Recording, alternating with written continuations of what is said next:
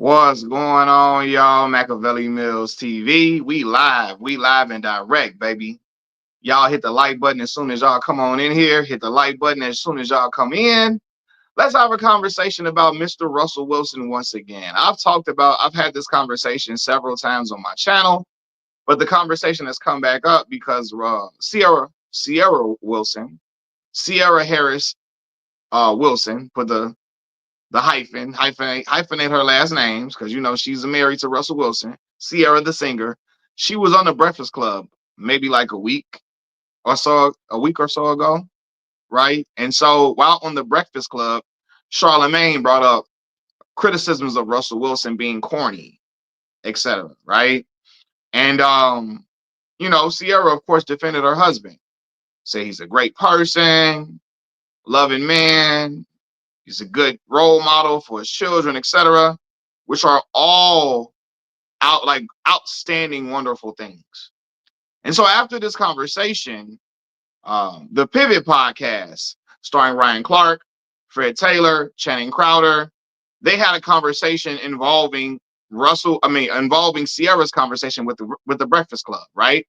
Because uh, Charlemagne brought up Channing Crowder's name when she asked who making these comments about him, and Charlemagne was like Channing Crowder, and Channing Crowder, he doubled down on his stance, basically saying that, first he wanted to clear the air because when he previously made these comments, people thought he was calling Russell Wilson corny because of the fact that he loves his wife and he loves his children and he's taking care of baby Future. And he's like, yo, that's not why I'm calling him corny. That's not why I'm calling him corny at all. That is the best things about Russell Wilson. The fact that he loves his children, the fact that he takes care of little Future like he's his own biological son. He like that's not why I'm calling him corny at all. But he talks about the fact that Russell Wilson wears mousse in his hair. Excuse me. He like, yo, he put mousse in his hair, the Hawaiian t-shirts, etc. He thinks that whole part of him is corny. And I was like, man, like let's have another conversation on this channel involving what is corny and what's not corny. All right. When Channing Crowder initially made his statements about Russell Wilson, I knew it was not about him uh, raising helping to raise Future's son. I knew it wasn't about him loving his wife. I knew it wasn't about him being a faithful husband. I knew it was none of that. None of that. I knew what he was insinuating when he was calling Russell Wilson corny, what he was talking about, right? And I'm gonna say this. What it boils down to is the fact that Russell Wilson does not display the swagger of the average inner city black man. He doesn't. Okay? He does not display that swagger. Hold on, y'all. 1 second. Yeah, he does not display that swagger. But that's okay. That's okay. Everybody, let me just say this too, man. The way Channing Crowder was like going at Russell Wilson, calling him corny, it was a little over the top. It was a little much, you know. And I had a conversation about people where we come from thinking that like cool is like a monolithic thing in the hood. Cool looks one way to people. And I was like, man, we gotta kind of switch that rhetoric up. We gotta kind of switch that rhetoric up. Cully said Russ looks Indian to me. He look like it's something else in that mix too. He does. He does look like he's something else in that mix, Cully. I ain't gonna lie. Look like it's something else in that mix somewhere. He got some native ancestry somewhere in him. It looks like it, right? But he identifies as a black man. LVZ, what's going on? LVZ in here. He say Russell Wilson is not corny. He's a square. It's a difference. Okay, explain the difference to me, LVZ. Explain the difference to me. Russell Wilson has the same hairstyle that black men wore in Cadillac Records, and that's what I think. That's what not I think he brought that up. That's what Channing Crowder was saying that. That's why he was saying Russ is corny. He puts mousse in his hair, etc. Those type of things. And to your credit, Kevin, you talking about that Russell has the same hairstyle that black men wore in Cadillac Records. Yeah, he doesn't have the average, the everyday swagger of an inner city black man. He doesn't. Um, I can honestly say to y'all, I feel like Russ has become more ingrained in black culture since being married to Sierra. To Sierra, being married to Sierra, I think has made him more ingrained in black culture than he ever was. And like this is a conversation, y'all, like that comes from Dovish J. How can Russ be corny if you look into his background? This is who he's always been. And yeah, I think he's saying that's who he's always been. But I think he's still saying like his whole swagger is a corny swagger, right? LBZ say his hair is like that because his father was a light-skinned dude here from Richmond. So he had that Puerto Rican style hair. Got you. So, and I'm gonna say this too, man. When we talk about Russell Wilson not having the swagger of the average inner city black man, it's because Russ grew up around white people. He did.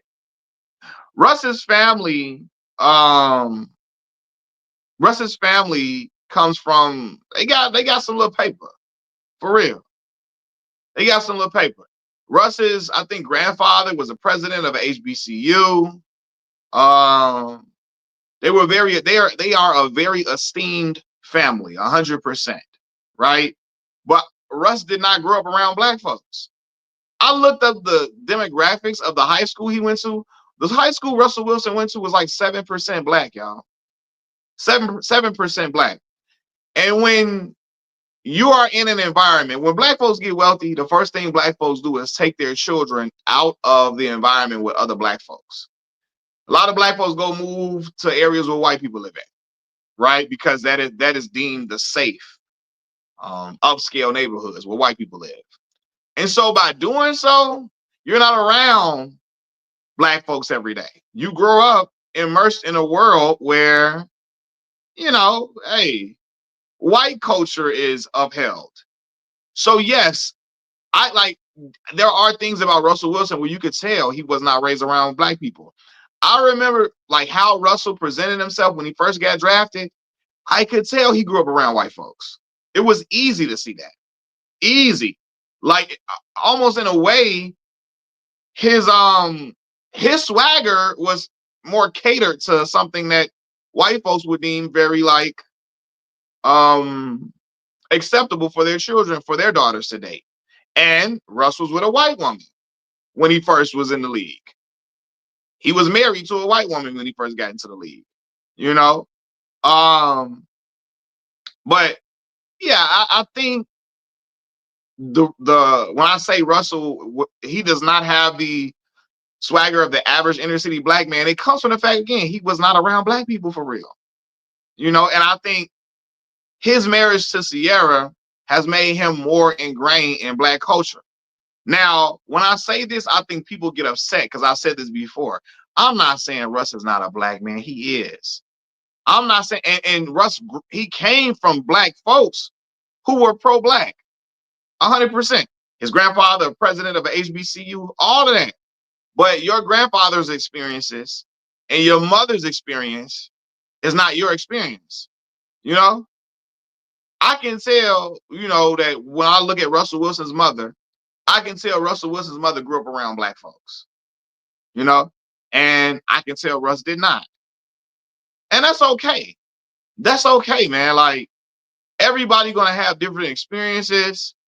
Everybody gonna have different upbringings, etc. And it is what it is. As long as Russell Wilson is not undermining black people and not throwing black folks under the bus, it's all good. It's all good. A lot of black folks did not grow up around other black people, and they became more ingrained in black culture as they got older, as they started maybe dating somebody that was, from rich black neighborhoods, etc. And it's all good. Iron Will say if Russ went to high school with 7% black people, 7% means they were all playing sports. 100%. Absolutely. Absolutely. And I do believe that we gonna get into it all. We gonna get into it all. I'm looking at y'all comments real quick. I'm looking at y'all comments. LVZ say his dad was one of the premier black lawyers in Richmond. See, I had no idea about that. LVZ out here educating me. Yeah, and when your father is a premier black lawyer in Richmond, yeah, you're going to be living in affluence. You're going to be living in nice neighborhoods, unfortunately, that aren't surrounded by a lot of black folks. And so you get ingrained in whatever culture is around you. You know? Hold on. What do you say? Dope as Jay said, Russ is like most black men that didn't grow up in urban black communities. I grew up in Brooklyn for 16 years, then moved to the suburbs. The black people here are like Russ. Yeah, 100%. And I definitely can see that. And let me say this too, though, because I remember 7% was probably playing sport. Now, for real. Bridget Ducksworth, she said, exactly, Russ seems like a solid man who works hard, loves his family, and stays out the way. Yes, and that's exactly what he is. A family man who works hard, love his family, stay out the way. And to the credit of Channing Crowder, and I know a lot of people are not going to want me to give Channing Crowder any credit. He did say that those things are the coolest things about Russell Wilson, for real. The fact he loves his family, he hard worker, he loves his wife, he accepted Little Future as his own. That's a beautiful thing. He's talking about like the way Russ presents himself, I guess, with his swagger and all of that. And again, man, when a person does not grow up in black culture, like how they're gonna be different. They're gonna be different. And I also think that Russ himself recognizes certain differences. For example, when Colin Kaepernick first took a knee, and I do think the Pivot podcast was being a little petty when they brought this up. Because when Channing Crowder first made these statements about Russell Wilson being corny, the Pivot podcast as a whole, they got a lot of fire and a lot of smoke behind something that Channing Crowder said. And Ryan Clark brought up, hold on now. I know people have said at the podcast and stuff for what Channing said, but we got to remember when Colin Kaepernick first took a knee, Russell Wilson was not standing with Colin Kaepernick. And he wasn't. He wasn't. Is that petty to bring that up? Yeah. But it's a fact, though. He was not. And I think that's because of the fact that Russ did not grow up around other black folks. Now, it's other black people who also was not with Colin Kaepernick, too. Because they was a little afraid of getting backlash and afraid of, the white owners and the white NFL fan base attacking them. But I do think that Russ didn't really understand the greater good of what Colin Kaepernick was doing because of the fact he had grew up in white submerged environments. Like he grew up in white environments to where I don't think in his mind it was really registering what Colin Kaepernick was doing, what he was fighting against. Because Russ ain't never had to look at that in his everyday environment at all. And it was not something that was like a relatable experience per se to him. Like, or maybe he just, because it wasn't, he didn't grow up in proximity to those type of issues. It didn't really to him, it kind of maybe seemed off-putting to him. Because where he come from, you respect that American flag. Where he comes from, ain't no kneeling during the national anthem. Where he comes from, everybody is everybody is like, yo, saluting the flag and stuff. So yeah, and that's a great point though, Big Chain. Because I just said it, a lot of black players didn't even stand behind Colin Kaepernick. And I think a lot of that was due to the fact that they were afraid to get backlash from the white owners, from white ownership. and they were afraid to get backlash and to get alienated from the white NFL fan base to the point where they don't have a job for real, where they are not where they don't have a job. Freedom of expression is more welcomed in the NBA than it is in the NFL. And due to the fact that NFL players do not have guaranteed contracts and stuff like that, a lot of players were afraid of messing up their money by standing in support of Colin Kaepernick. You know, I do believe, and so like Calvin said, there was a lot of other black players, a lot of other black players that were not ready to give up their bag either. But LVZ make a good point. He say, don't give him that excuse now. His father was a civil rights attorney. That's very true. And his grandfather was a president of a historically black college, you know? So, yeah, I mean, that's true now. He said, don't give him that excuse now. He was raised around a lot of pro-black folks who, you know, who would champion the cause of Colin Kaepernick. Real. But I do believe the fact that he grew up in an environment, I do think the environment Russell Wilson grew up in, he was used to making white folks comfortable. And that's a conversation we have to have. I'm sorry, I'm not attacking Russell Wilson. I love Russell Wilson as a person, as a football player. For years, I wanted him to be our quarterback of my Chicago Bears for years. But I do believe in that environment, he was used to making white folks comfortable. Isaiah James has a great point. He said, Mills, wouldn't you think growing up in that environment, he never caught strays as a black man? I do believe he caught some strays, for sure. But Russ is the type of black man who a lot of white folks are comfortable with, though. Russ is not Marshawn Lynch, where it's like, oh my God, he is too N-wordy. He is too much of an N-word. Oh my God, no. Russ, he spoke in a way that is acceptable to them. Russ wasn't out here using a lot of the African American vernacular. He wasn't like talking in like a cadence and with like, he wasn't talking with slang and what's the other word I'm looking for? With certain, he wasn't talking like an inner city black person, an inner city black man.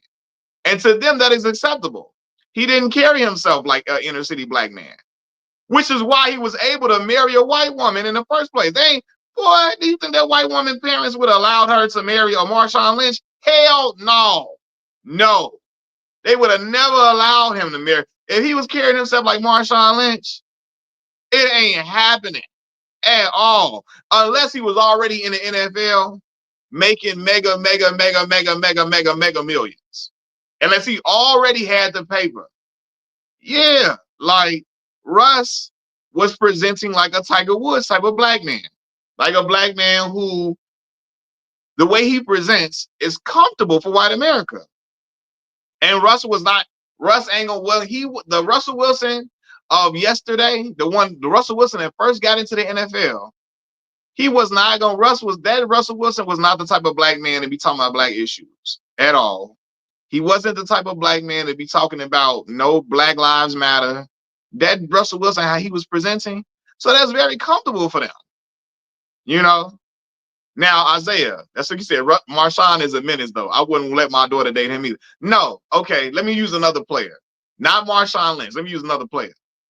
They wouldn't allow, let me tell you something.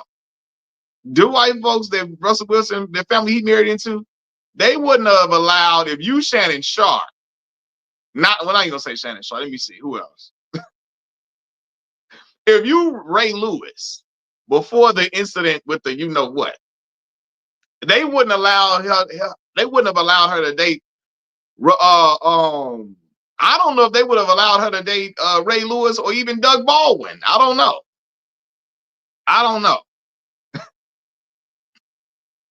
I'm trying to think of any other other black players who are very esteemed, and they still wouldn't have got that okay to marry into a white family. But let me tell you something. Didn't that woman cheat with his team? Yeah, she cheated, and his white woman that he dated definitely cheated on him. I don't know if it was with a teammate. They said it was with Golden. What's the boy name, man? What's what's the boy name? Golden, they call him the golden retriever. The golden receiver, golden receiver. What was his name, man? Damn, what's the boy name, man? Golden Tate. Yes. Golden Tate. That was his name. Golden Tate. Yes. That was the rumor. Golden Tate has denied this. Golden Tate has denied this for sure. But yeah, Saquon did just fine.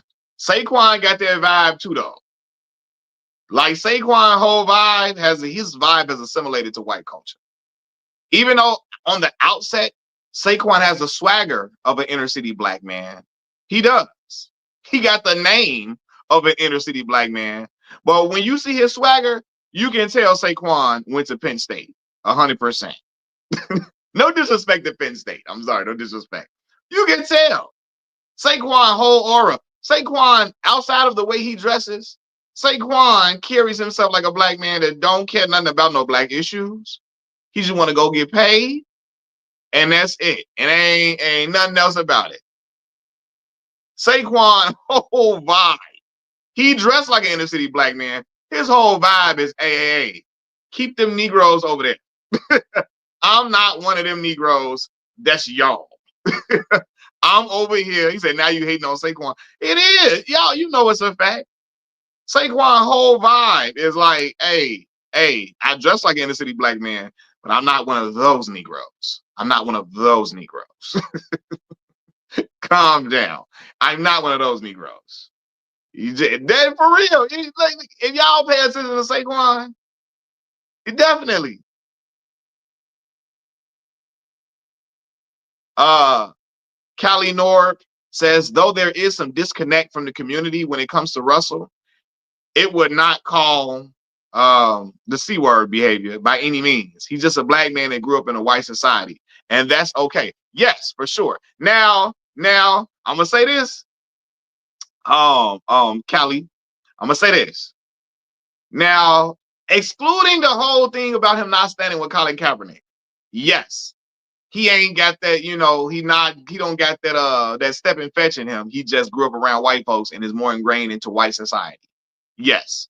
But I think when people look at the fact he wasn't standing with Colin Kaepernick, that would make people be looking at it differently. But I think now, with him being married to a black woman, it has made him more immersed in black culture.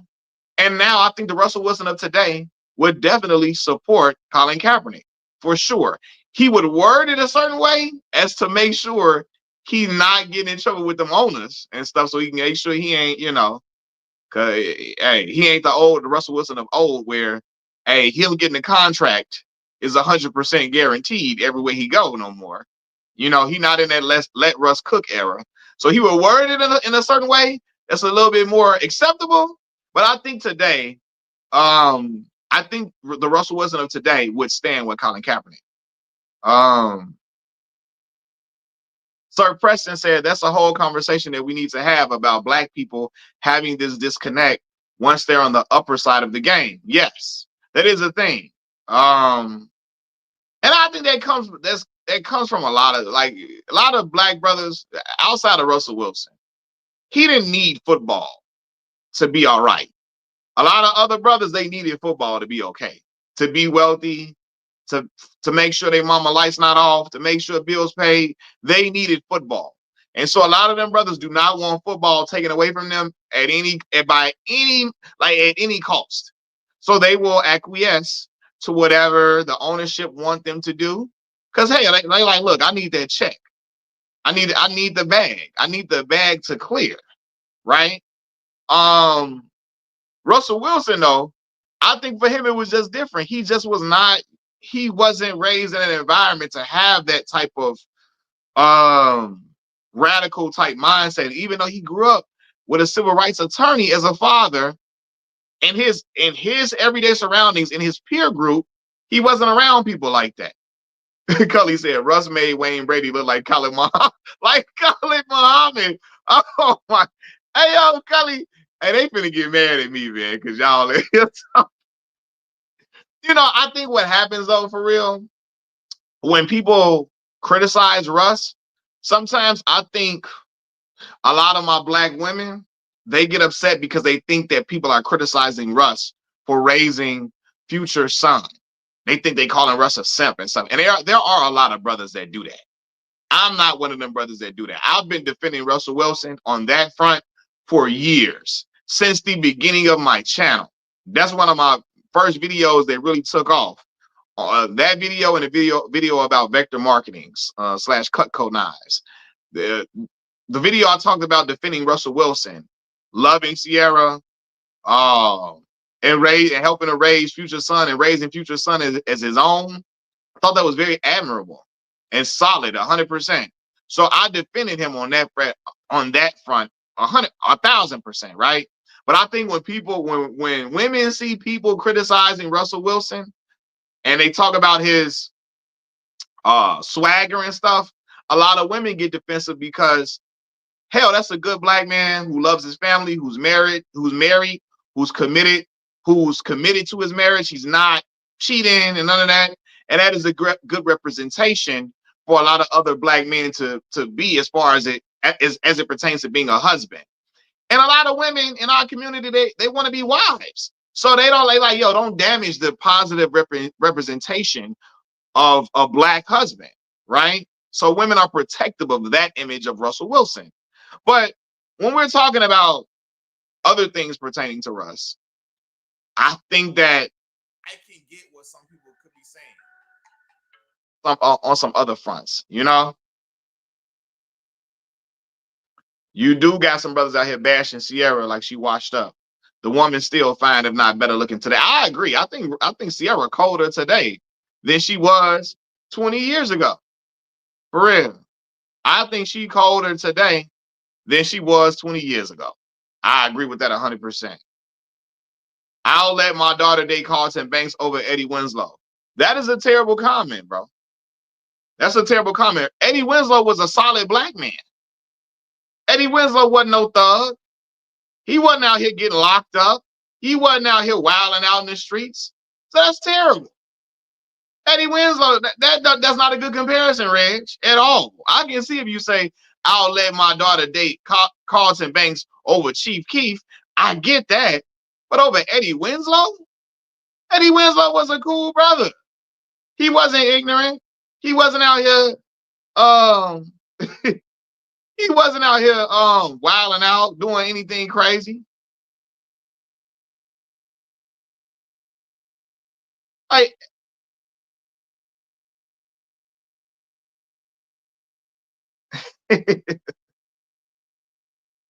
what I'm saying though, he had like Eddie Winslow was just this horrible human being. Like, what? That's the part. Like, Eddie Winslow was not a horrible human being though. Like, you know what I'm saying?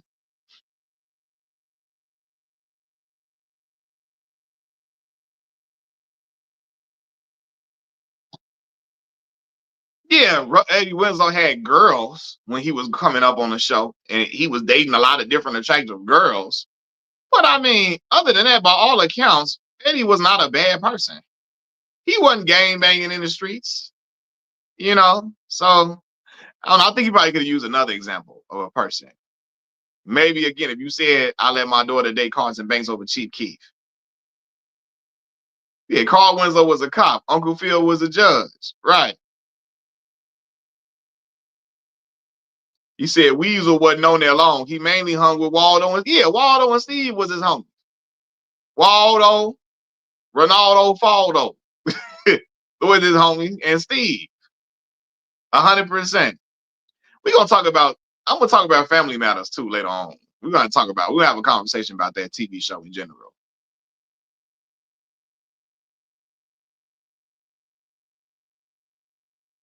But what's up, y'all? I'm glad to have y'all on here.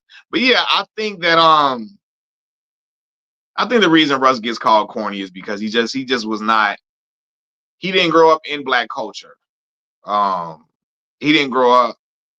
Um, he didn't grow up around a lot of black folks, so he doesn't have the swagger of the average inner city black man. And Mo Cheeks says right. It's all right to be corny. It's all right to be corny. It's all right.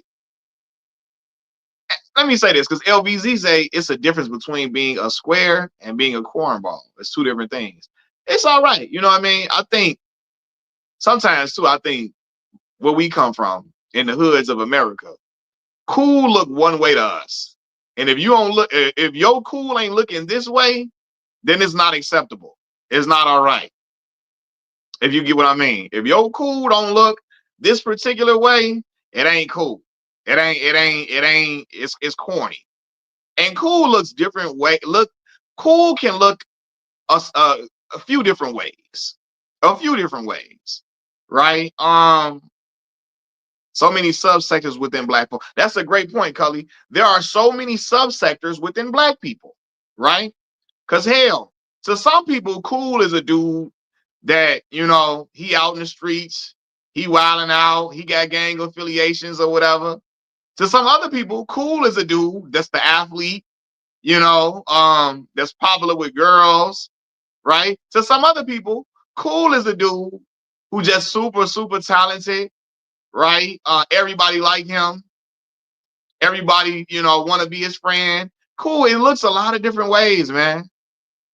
It's so many subsectors of cool within that black people can fit under. You know, I never was a dude that smoked. I never drank. I never was into gangs. I never was in the streets. None of that, right? I got great grades. I went to school on scholarship, right? Um, and to some people, I could be corny to some people.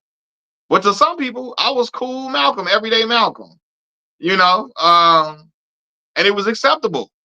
Even though I didn't smoke, I didn't drink, I wasn't in the streets, I still was a cool brother, like to some people, right? So, yeah.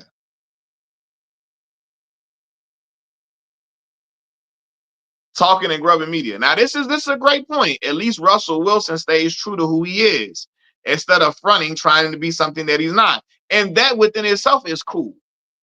Being who you really are, who you naturally are, not trying to be put on a front to be somebody that's more acceptable to other people.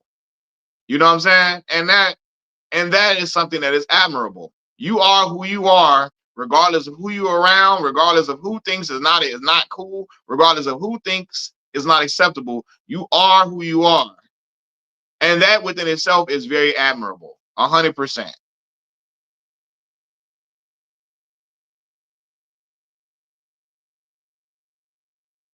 My folks didn't play when it came to grades in school. Mine either, Big Shank. I couldn't bring home C's, bro. I couldn't bring home like my mama C for one C. She like, all right, I'm getting 2 and 3 C's. It's not cool. Hey, what's going on? You better than this. Bring this up now.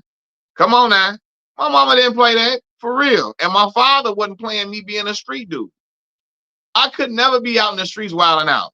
I could never be outside, you know, gang banging. I couldn't do that. It's over with.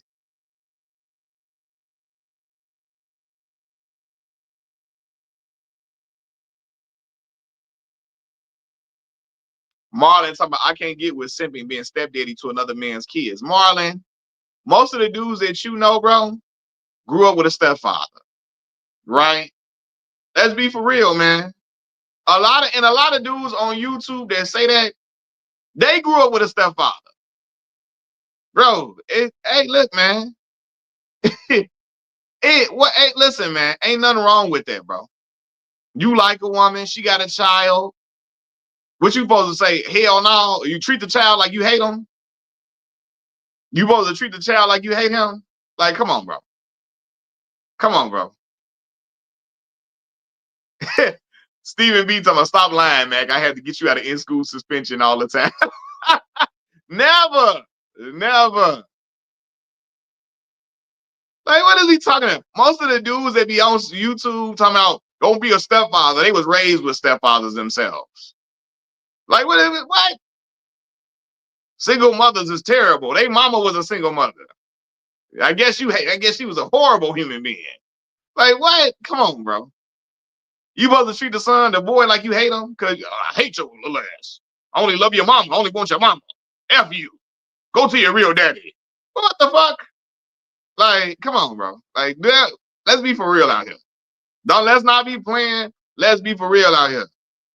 Vibe say, so is Ja Morant cornier than Wilson? 100%. Ja Morant definitely cornier than Russell Wilson for trying to be King Von. Yes. And I remember when I called him out about it, trying to be out here, trying to be a street dude because he thinks being a basketball player is not enough to be accepted. He feel like he got to be a dude that's out in the streets while also playing basketball. He got to simultaneously do both things to be accepted within black culture. That is corny. Be yourself, bro. I'm with you 100%. Yes, Ja Morant cornier than Russell Wilson, but people are not gonna look at it like that because Ja got the swagger of an inner city black man. He got grills in his mouth, he got locks in his hair. You know what I mean? He tatted up. You know, he got a certain swagger and a bounce in his step when he walk. When he talk, he got a certain type of vernacular, a certain slang he use when he talk. So people are not gonna look at it like that, vibe. But I'm with you 100%, bro.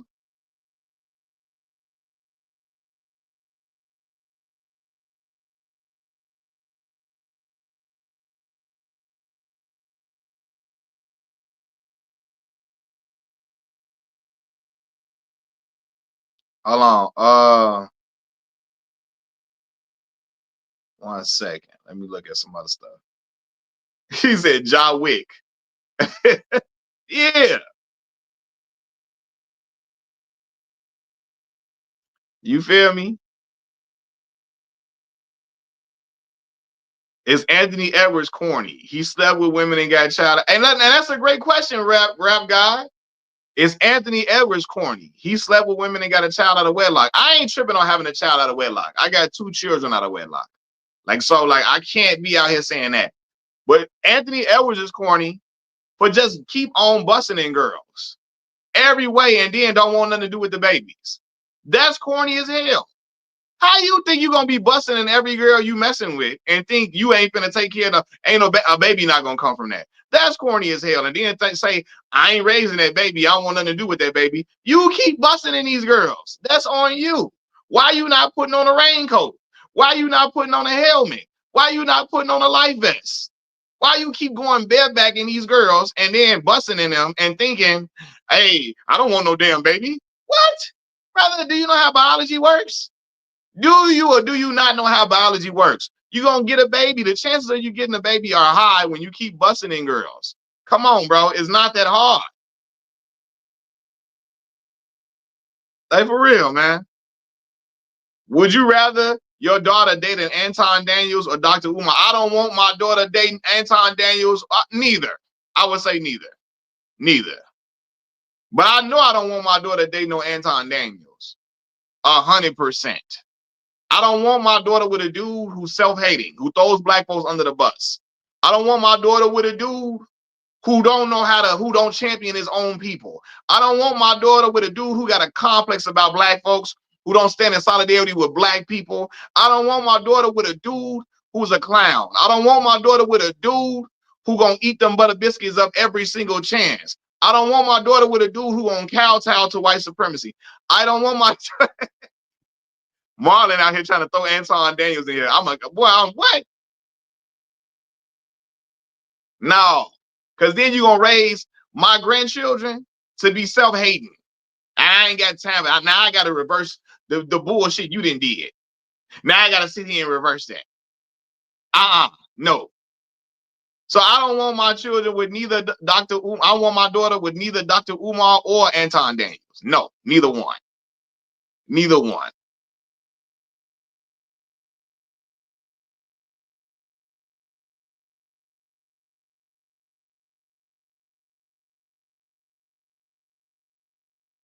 Uh,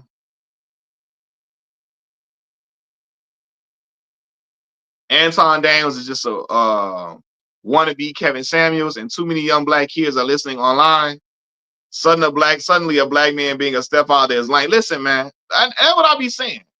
Shaquille O'Neal had a stepfather. I think Allen Iverson had a stepfather. All these Deion Sanders credits his stepfather as being a father to him. And it was cool. Now it's all hate these dudes. These dudes is all clowns, the Simpson cornballs. And dudes be saying that, and they was in the house with a stepfather. They mama is not with their father at all. And they be talking about how stepfather's corny and lame and how it's just single mothers is trash.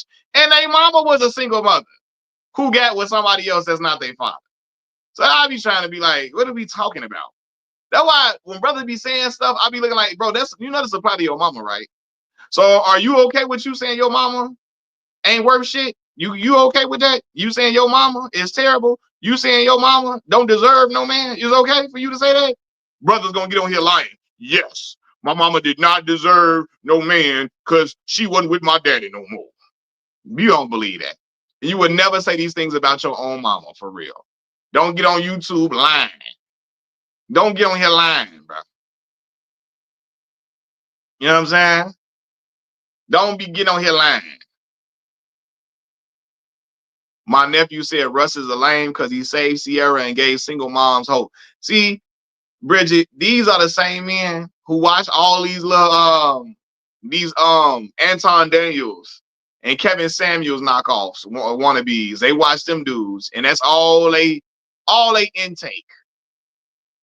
All they intake. They want a mother that's single to be hopeless, and they want her to be out here left desolate. They want her to be out here just hurting, and they want her to be in agony and to be in pain. I don't wish agony and pain on nobody that's a good person. If you ain't no bad person, I don't wish agony and pain on you. I don't wish for you to be out here struggling. I don't wish for you not to find love.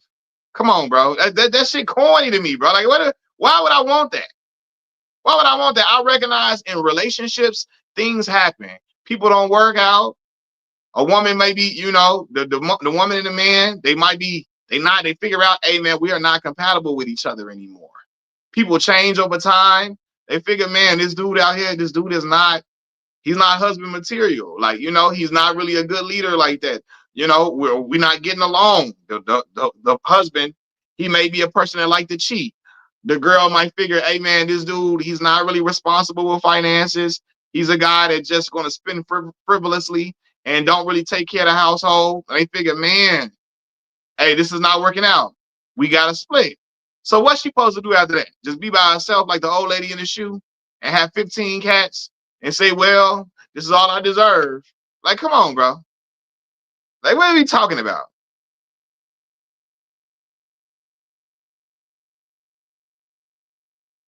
You know?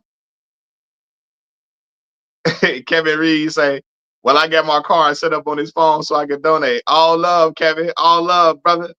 For sure. For sure. If you can, if it's easy for you to, if you want to do a donation, do the Cash App too, because YouTube be trying to take a nice amount of my money on here. They be trying to rip a brother off on YouTube. Truthfully. So also so my Cash App is on screen if you want to donate to that as well. But anyway, Amanda Seals on Dr. Myron Rowe public on Breakfast Club and still hasn't apologized. Yeah. Now that I remember her basically insinuating that he was like he was she was insinuating that he was trying to be like was she insinuating that he was trying to be like forcibly put himself on her or something like that in some way?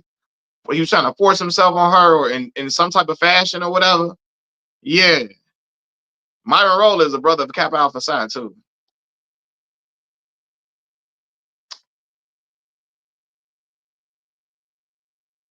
He said, I wonder what his thoughts on Future are.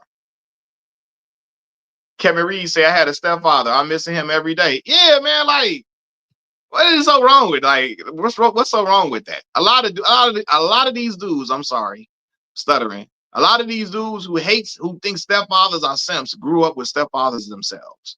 And the stepfather loved them and raised them like they was their own. Now they didn't got on YouTube and heard Anton Daniels and them talking. Now they just think every stepfather is a cornball. He corny. But you wasn't saying that when your stepfather was in there buying you school clothes. He was taking you to school, getting you something to eat. You know what I'm saying? He was out here helping to put shelter over you. He was buying you Christmas gifts. You wasn't calling him no square, no lame, and no simp. You wasn't doing that then. You get what I'm saying? So it just be like, man, what is we talking about, bro?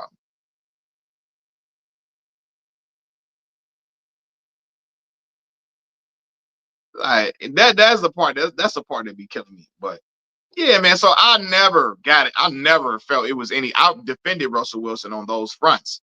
Um, I defended Russell Wilson on those fronts as it pertains to him loving Lil Future like he was his own son and accepting Sierra and loving Sierra regardless of the fact that she had a child before him. I defended him on that all the time, all the time, and I still will. I still will do that. Drake Coleman says, y'all know once your daughter reaches a certain age, it's her call who she dates, right? Of course, of course. We can't tell her nothing about. We can't convince her. Well, we can't. You can try to, but it's her call who she gonna date. Of course, I think everybody know that. You can't stop your child from dating who they want to date when they grown. You would hope that your daughter chooses the right man. I would hope that I've been a great example for my daughter to choose the right husband. I would hope and pray that I've taught my daughter well enough to identify what man is not for her, what man is for her. But ultimately, when she gets grown, I have no say so in who she dates. I can give my opinion, but I can't make her not date a guy. You know, I can't make her not date a guy.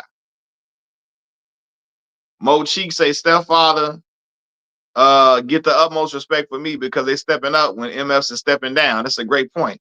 Kevin Reed, man, that's what's up, bro. I appreciate that. That's love, man. I appreciate the donation. For real. Sent the super sticker, man. It mean a lot to me, boss. It's all love, man. It's all love. I appreciate you, brother. And my family does as well. Now I'm with you on that now. He say, listen, if my daughter thinks she gonna date a bum or a criminal, I'm not coming to the wedding. I feel it, bro. I feel it. I feel it 100%. Now, the only thing about that is, unfortunately, even when you feel like that, it's going to create a wedge between you and your daughter. Unfortunately, you not coming to the wedding, even if you can't stand the dude she with, it's going to create a wedge between you and your daughter. Same thing happened with Kobe Bryant and his parents. They didn't agree with him marrying Vanessa, who was a video girl when he met her. They didn't agree to Kobe dating or marrying Vanessa without a prenup. They didn't agree with Kobe marrying so young into his career, and they did not come to the wedding. And after that, unfortunately, Kobe's relationship with his parents was never the same. It was not. And I also believe a lot of that was dictated by Vanessa. People are gonna get mad at me about this. I believe a lot of that was dictated by Vanessa Bryant. Yes. Vanessa say, them people ain't coming, they ain't come to our wedding. They ain't want to come celebrate us. I don't like your mama now. And unfortunately, I think Kobe acquiesced to that. I do believe he was hurt that his parents was not supporting his union 100%. I do believe he was hurt by that. But I do believe he deep down, I do think he wanted to fix that relationship. But it was just, I don't think Kobe's wife, Vanessa, and his family could really click. You know? So yeah. Mills, what if your daughter becomes a video vixen and marries some rapper? Well, let me tell you this. I'm gonna try to do my very best to keep my daughter from being a video vixen, brother. I'm gonna try to do my very best to keep my child from being a video vixen in every way possible. Black Mall say, what up, Mac? I'm late. What we talking about today? Russell Wilson. Sierra went on the Breakfast Club, what was it, like a week ago? And Charlemagne brought up people calling Russell Wilson corny. He brought up Channing Crowder and the comments that he made previously. And Sierra was talking about, she thinks Russell is a great man. He loves her. He loves their children. And, he's faithful to their union, etc. And she loves that about him and all of that. And then the Pivot podcast, which Channing Crowder is a part of, they all responded to the interview. And they spoke about the fact that Channing never called Russell Wilson corny because of the fact that he loves his wife. He honors his union and he loves his children. It was all about his swagger, how he dresses, etc. That, you know, how he carries himself. That I guess that Channing was calling him corny. And I spoke about, I wanted to create a topic talking about, is Russell Wilson corny? And like what cool looks like in the Black community. I've had this conversation several times, but it just got rehashed today because the Breakfast Club brought it up today on their show. So I wanted to have a discussion about it once again. But yeah, that's really what we getting into, bro. That's what we getting into. Lance Sullivan, Urkel, and Robert De Niro in Casino. All the Simp Kings. He crazy, man. I've never seen Casino, y'all. Never seen Casino. Rick Dog, you ever been to Detroit? I've been to Detroit twice. My uncle lived in Detroit for like 20 years. I went there I visited like twice. But none for me to really have. We was really not there for a long time for me to have real memories with Detroit like that. I got to visit Detroit as an adult for me to really get a feel of the city, for sure. Yeah, I never seen Casino.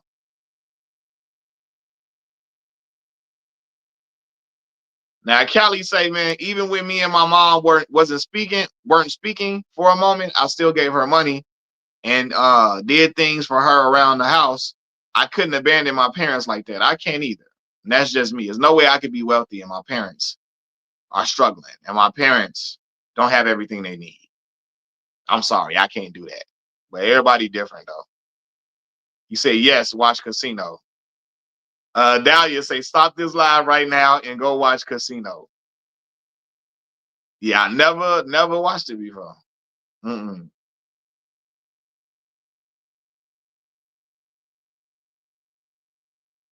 Yeah, I gotta check it out. I've never watched it, man.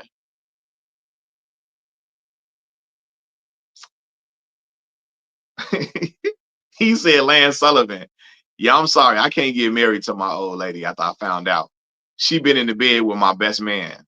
And I can't be cool with him no more. I'm sorry. I could not be cool with Tay Diggs. What's my man's name? What was his name? Harper? I can't be cool with him no more. After you done slept with my old lady. What? And I can't be, baby, you can't be my old lady no more.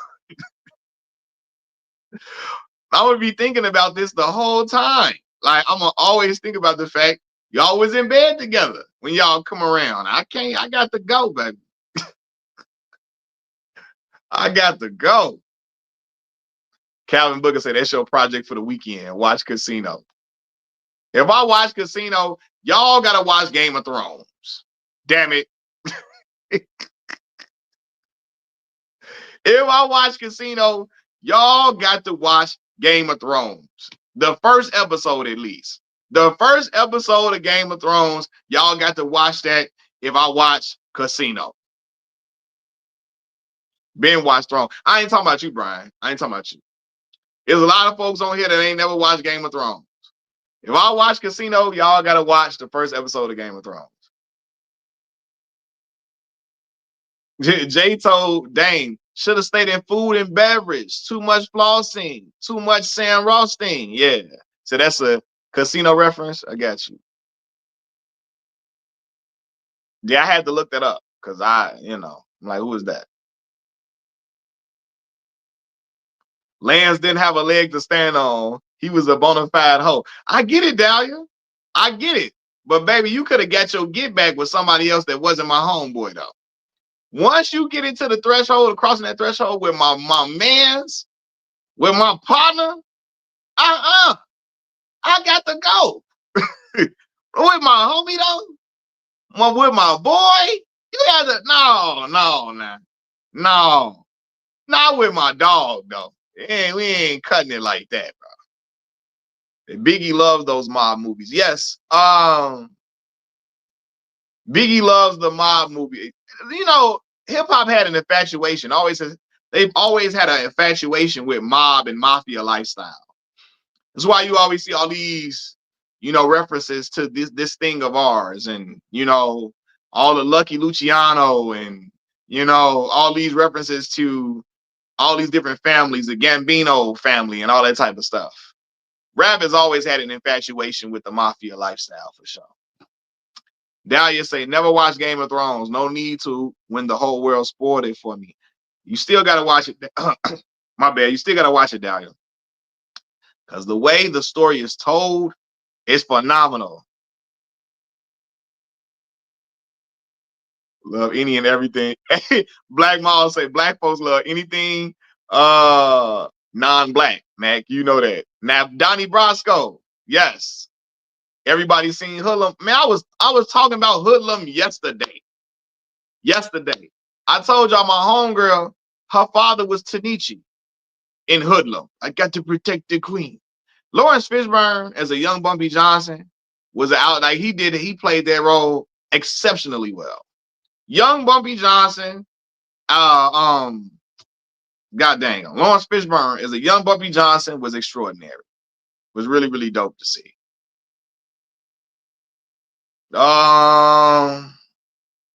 Hey Mo, you can't be in here. You can't spoil the show, Mo. You dropping some spoilers, Mo.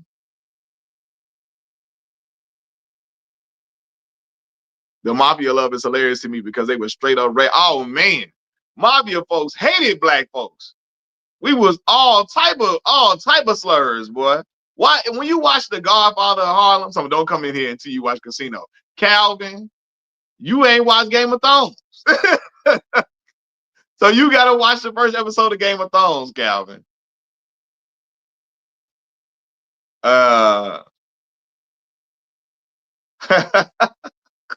Yeah, Valley.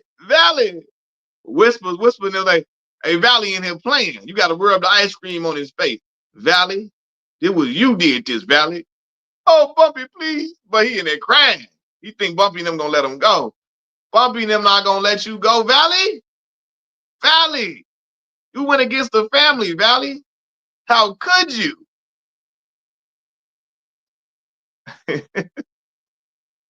How could you, Valley? Yeah, I love Hoodlum. I love Hoodlum, man. I really do love that movie. But y'all gotta watch Godfather of Harlem, though.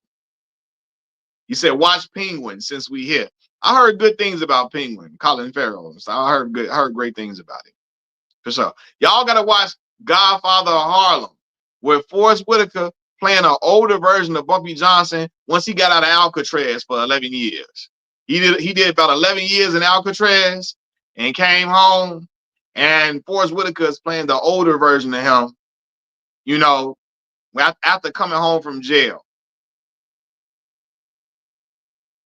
Lawrence Fishburne played the younger version of Bumpy Johnson. Was Bumpy Johnson from Chicago? No, he's from Harlem. There was a rapper named Bumpy Johnson, Bump J, who took that name, from Chicago. This dude named Bump J. But Bumpy Johnson, Bumpy Johnson was really from South Carolina. He was from South Carolina, and then he relocated to Harlem in like his late teenage years or something like that. In his teenage years, yeah. So Bumpy was from South Carolina and then moved to New York. A lot of people in South Carolina, a lot of people in New York they have roots in South Carolina. So yeah. I'm waiting for season 4. Hey, Kid Car, what's crazy is season 4 already out on that MGM Paramount subscription. But I get you, Kid Car. You like, there's too many damn subscriptions to be having. You say, I'ma wait until it come to Hulu. I feel you on that. Because there's too many. Hey, man, all these subscriptions going to have us out here really paying $300 a month in bills. Because you need a subscription for every damn thing now. And I heard they took away Stream East. Y'all know I was going to use Stream East to watch the Terrence Crawford and Canelo Alvarez fight. But I'm going to just go to my uncle's house because my uncle going to watch the fight. He going to order it regardless. Dahlia say that makes sense when you know most African slaves come through the Carolinas. True. Facts. Facts.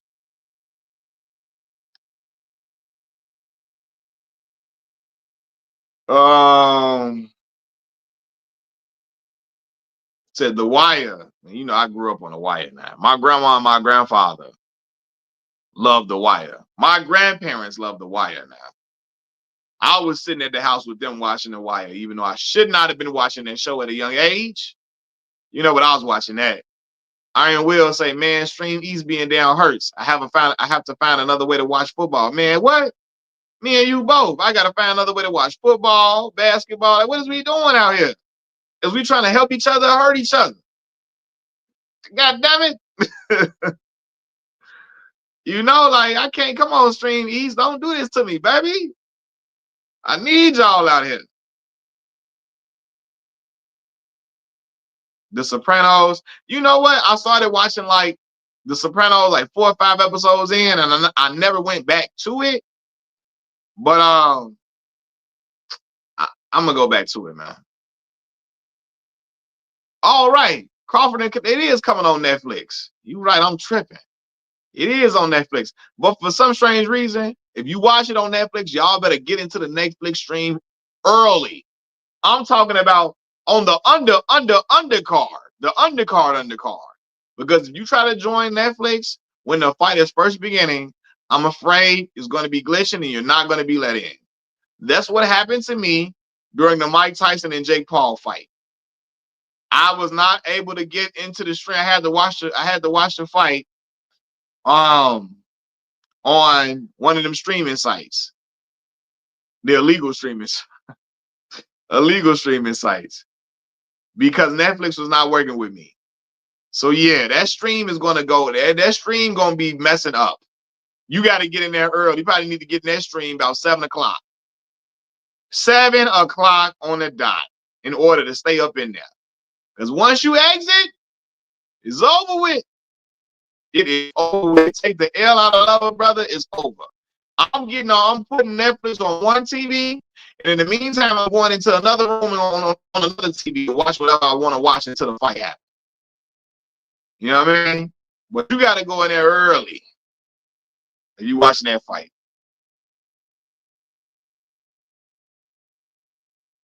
B Bird said, I don't think Russ corny personally.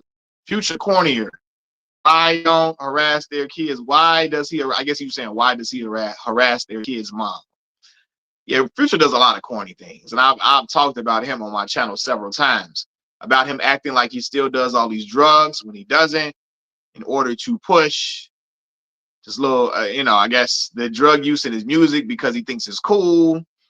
The fact that he just out here just getting every girl pregnant and then like acting like he don't want nothing to do with the baby if he don't like the mama, like silly stuff like that, you know.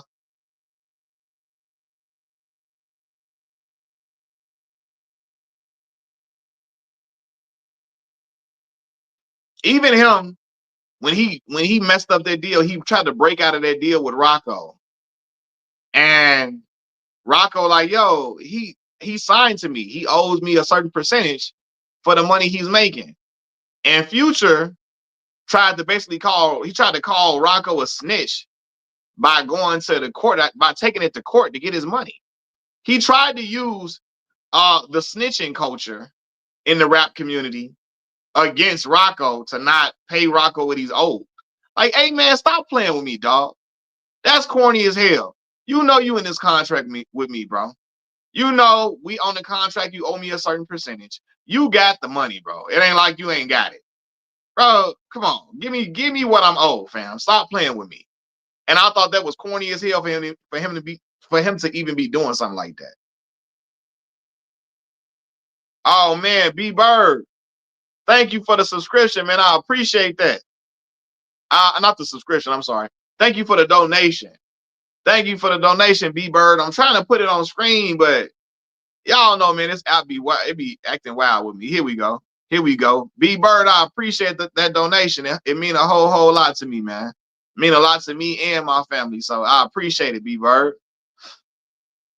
I had to put you on screen. Unfortunately, the screen and StreamYard was messing. It was messing up. It wasn't cooperating with me properly. to say the least. Rocco first album was fire. Man, what? Rocco first album was amazing. I was listening to that album the other, like, not the other day. I want to say like a month ago. Cause y'all know he had a song on there called Like This Hair. Like This Hair. Like This Hair. He had a song on there called Busy. He had a song on there called Tomorrow. Tomorrow. Then he had that This Morning I woke up feeling like money. I jumped up and put on my Gucci and my hat. Got my bag and my strap. Was it got my strap? That's my joint though. And what other song he had on there? That Hustle For with Lloyd. What? Man, this morning I woke up feeling like money. That hey, hold on. John knows know them Gift of Gab mixtapes. That's why I first heard You Don't Even Know It. You Don't Even Know. Cause it was on live mixtapes before it was a single. They made it a single because that song went up off that first Gift of Gab mixtape. You don't even know it. That joint was cold. Rocco was on that mug flowing. Hey man, Rocco, man, I am fool with Rocco. For sure. Y'all finna have me go listen to some Rocco after get off here. Only thing on my mind. Y'all finna have me in here really going in.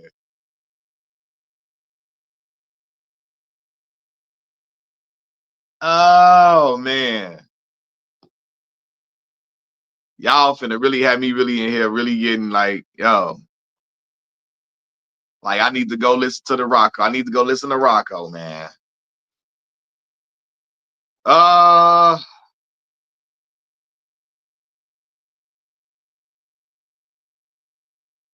me see what else y'all talking about. I'm looking in the chat real quick, seeing what y'all talking about on here. Chelsea says, and I mean him and Sierra are together, so why wouldn't he be there for her child? I mean, that's a fact, 100%.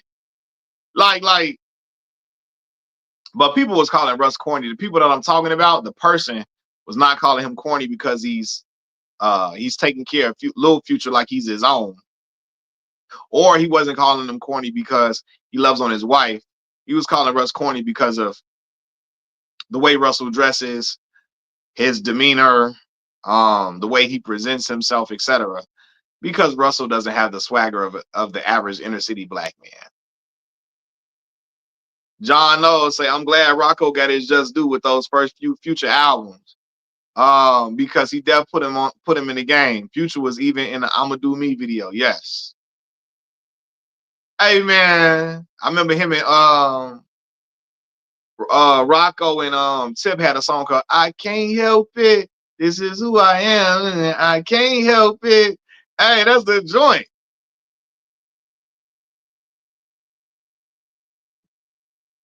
Can you travel vlog more? Yeah, I can, Space.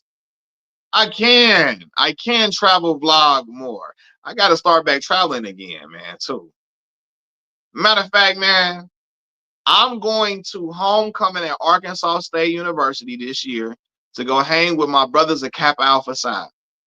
I'm going to vlog that entire experience from the step show performance, from me chilling with my line brothers, me chilling in the house with the Noops, me going to the football game, me going to the party, me on a plane ride there in the airport, me when I get off the plane. I'm gonna do all of that, man. For real. I'm gonna document all of that.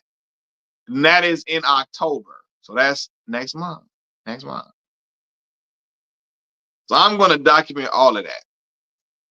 Y'all gonna see a twirling session with brothers and with brothers twirling the cane. We gonna be in there grading who twirl a cane, who colder with the cane, you know. All of that. I remember rocking that lingo for dummies. Come on, man, the slang joint. What? He had a mixtape called Fool. Rocco had mixtapes like, man, Rocco had always has some stuff coming out. So yeah, I'm gonna document all of that. Y'all want to see me with one of my favorite homies, man. My homie Rob. We gonna show what Rob be doing. Rob be out here. Kevin Reed said that is what is needed for the black youth, so I can show my nephews. All love, man, for sure. We gonna show all of the college atmosphere for a lot of the youth that watch the channel, or people going to college, or in high school in their last year. There's a cornball take up for their woman or girlfriend. Just asking. No, they don't. That's a solid man that does that. Lingo for dummies. Rocco De Niro. Yeah.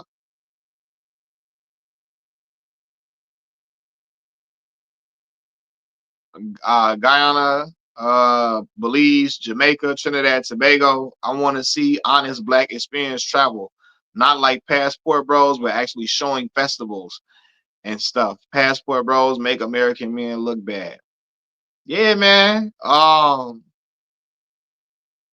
We definitely gonna have to show that. I'm gonna definitely have to go to one of these. I'm gonna have to go to one of these spots for sure. Chelsea said they would call you a lame. Yeah, I mean, look, I've been called a lame in my life, and I know I'm not, so whatever. But I've been called that for sure, because I wasn't doing what everybody else was doing. So, I get it.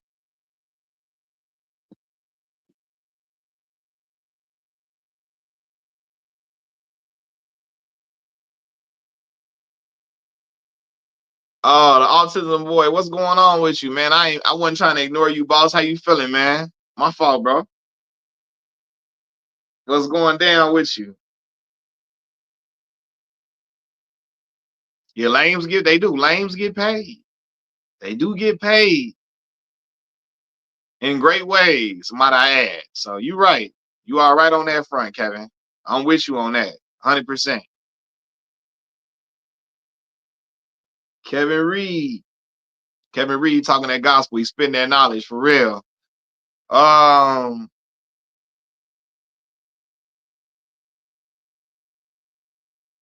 He say doing okay. I'm glad to hear that, man. I'm hoping for you to be doing great next time. I hope all is well, man. I appreciate you always coming through and supporting the channel every single time, man. That really mean a lot to me, boss. You always in here.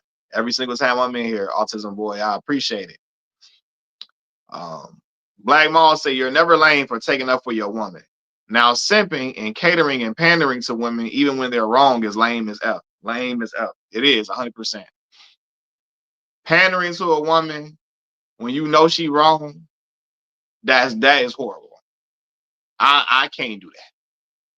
And when you know this woman is wrong, she is out of pocket, she is being absolutely obnoxious, she is being ignorant, and you out here just still finding a way to absolve her of her mess, that's corny as hell. 100%. I ain't finna be doing that. I'm sorry.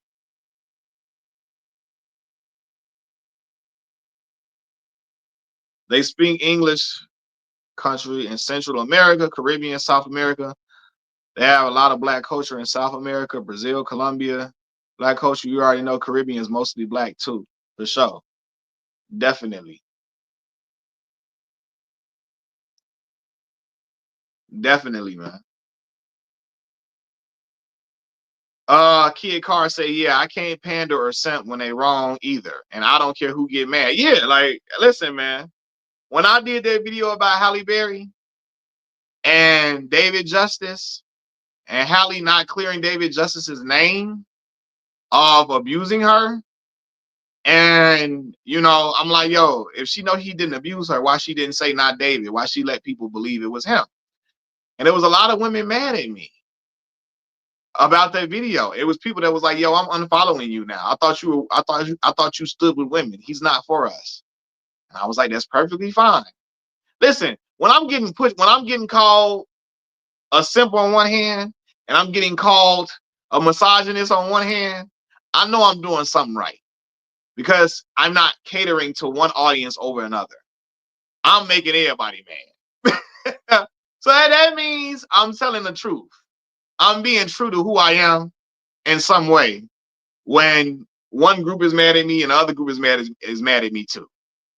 I'm telling it in some way, I'm telling the truth when I see that, you know?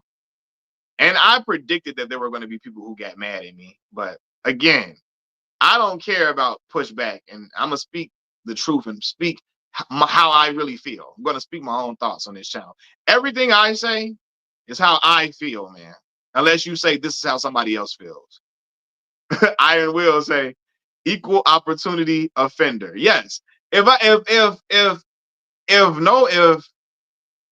only one group of people is mad at me, like, then I know, hey, it's something I'm doing something catering to one audience over the other. Now I'm always gonna be pro-black on this channel now.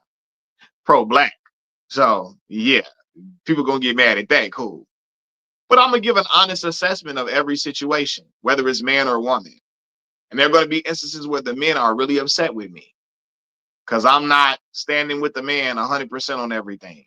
There are going to be women who are mad at me because I'm not standing with the woman 100% on everything. And hey, I'm going to let the chips fall where they fall. But to me, I'm going to be on code with black folks on this channel. I'm going to be on code with black folks. So if you mad at that, then this just ain't the channel for you. But as it pertains to things between men and women, I'm going to give an honest assessment. Every single time a situation comes about, I'm going to speak my true feelings about it. That's it. That's all. You know? And and that's gonna be the situation. That's gonna be that's gonna be what it is. Uh the smart thing for a man to do is not to cater to women, be a man, stand on your own masculinity. Yeah, and I do think you can still love women and protect women while standing on your own, while standing in masculinity. I do think you can value women while standing on your masculinity. But I'm not going to pander to any group on here, any male or female. I'm not going to pander to male or female. I'm going to stay on code with black folks. I'm not going to pander. I'm going to speak my own thoughts. And if I disagree with something, I disagree with it. I'm going to lay out the reasons why I disagree. I'm not going to just say I disagree and then just start insulting people. I'm going to break down why I disagree, why I agree, etc. You know?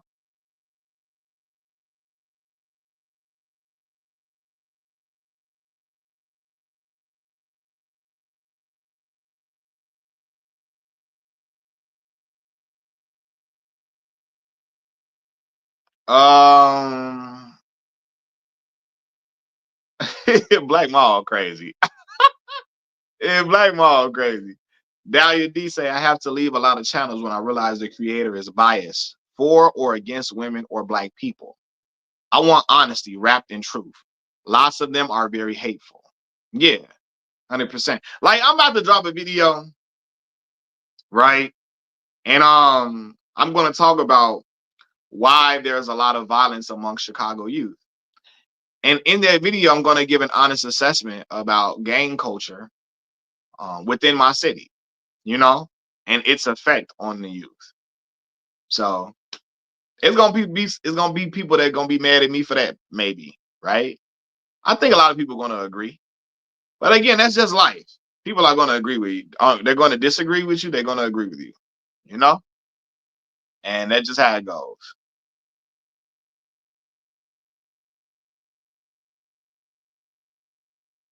Um, Isaiah says, "What is your take on toxic masculinity?" I do believe there is a thing of toxic masculinity. A lot of men try to act like it's not a real thing.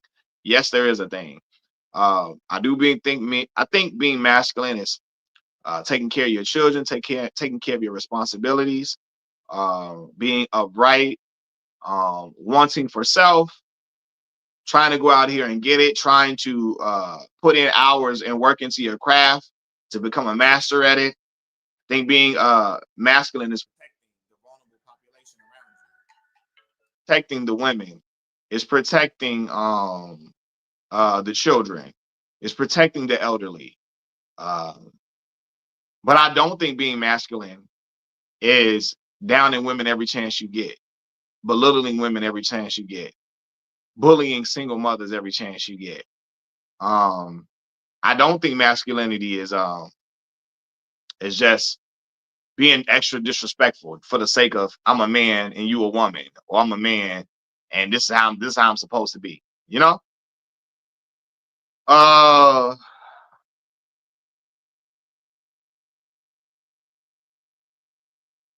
is there toxic femininity? Absolutely. Yes, there is. And I'm gonna have a conversation about that on my channel. There are toxic femininity where there are women who think you're supposed to always take their side because they're the woman. There are women who think that, hey, they can get away with things because they are women, and you should be more accepting of things coming from them because they're women, whether it be physical abuse, whether it be verbal abuse, whether it be manipulation, whether it be swindling of funds, you know. So yeah, then there are women who will use their femininity, they're resting their certain femininity to exploit the advantages in those things, right? Because we live in a world of double standards. Um, as a man, I can go and sleep with a whole bunch of women, and there's a lot of people that's not gonna look down on me for that. As a woman, a woman go out here and sleep with a whole bunch of men, she gonna get looked at with a foul eye. As a man, if I put my hands on a woman, I'm gonna be deemed a woman beater. As a woman, if she puts her hands on a man or on me, she gonna be like, it ain't that big of a deal. It ain't that big of a deal. She a woman. You know what I mean? So double standards exist in life, and there are women who exploit those double standards to do harm to people, you know, and to cause people uh, to create turmoil in people's lives. First of all, let me say this too. When you talk about the National Guard coming to Chicago, like from my understanding, and I said this in my video, y'all can correct me if I'm wrong. The National Guard they're going to be around the federal buildings, like federal buildings. In Chicago, the federal buildings are downtown. That's not where the violence is concentrated at. So what is that going to do? Chicago violence is not concentrated in downtown Chicago at all, at all. So if they're going to be around just the federal buildings, like majority of the federal buildings is downtown. So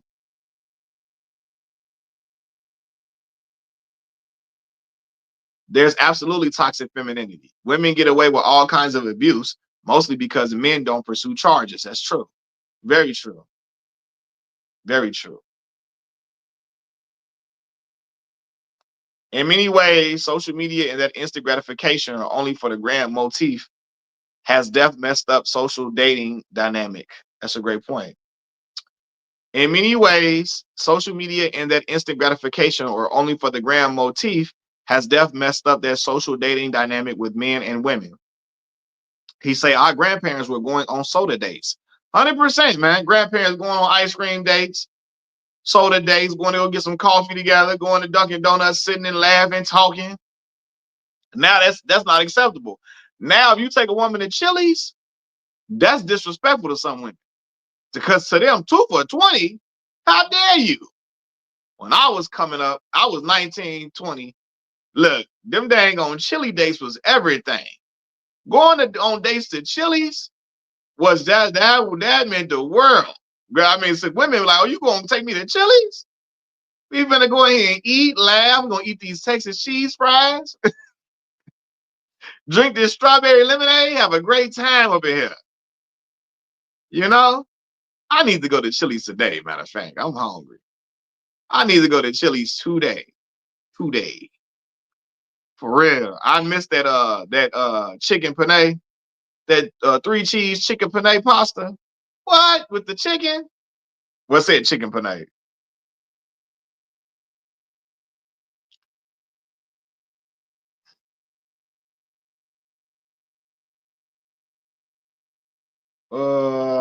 Let's just pray and be on our walk with God. National Guard ain't going. where the smoke is. Right. They not even gonna be in. They not gonna be in the neighborhoods where the violence is really occurring for real. They gonna be around where the federal buildings at.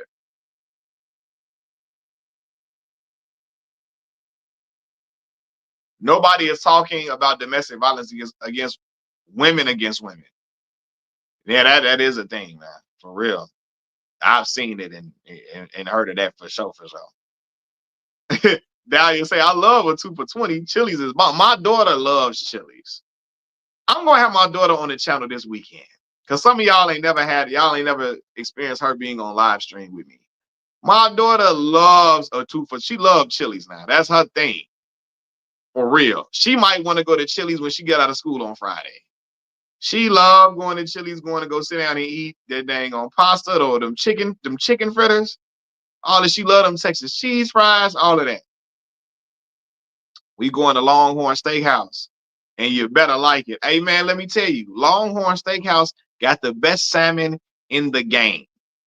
Seriously, you can get the 10-ounce salmon or the 7-ounce salmon. I get the 10-ounce salmon over a bed of rice. They be having, you can get broccoli with it, a loaded baked potato with it. You can get all type of stuff where you get a little salad with it on the side or something. Man, what? What? Man, listen, dog. Listen, dog. You know I'm all for it. It ain't Chili's, but I made a big pot of beef stew yesterday. It's hitting more the next day. Hey, look, beef stew, all man, what? I love some good eating, man. I love some good eating. Outback makes the best wing. You know, I ain't never had no wings from Outback before. Olive Garden salmon greater than Outback. Outback got them on the side. Now, I ain't never had salmon from Outback, but salmon from Longhorns, I put it up against anybody. Kevin Reed say I can go for a loaded baked potato. Boy, I love them baked potatoes, boy. Now, the salad at Olive Garden. Oh my God. I remember I ordered a big, humongous salad for the crib one day. We went to Olive Garden. I ordered a salad to go, like a big salad. They come with the dressing and all of that. I ordered it to go, and we had that at the crib. I'm talking about what? Your boy was getting down on it. Getting down. I'm talking about getting down like crazy. Zero say I haven't been to Outback in years. Me neither. I haven't been to Outback in a long time. Mastro's, I went there in Vegas, but I ain't been there in years either.